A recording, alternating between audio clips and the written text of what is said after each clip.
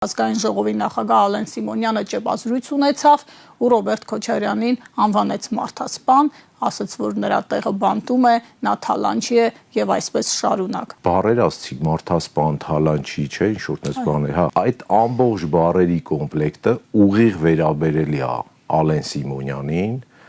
իր խմբակին, իրենց ղեկավարած խմբակին, գիտեք, մարդասպան եզրույթը օգտագործում են մարդիկ, որ Հայաստանի ցանկացած բնակավայր մտնես, իրենց սպանած, իրենց մեղքով սպանված մարդկանց գերեզմաններ կան, տասնյակ եւ հարյուրավոր։ Առնվազն հոկտեմբերի 18-ից հետո ցանկացած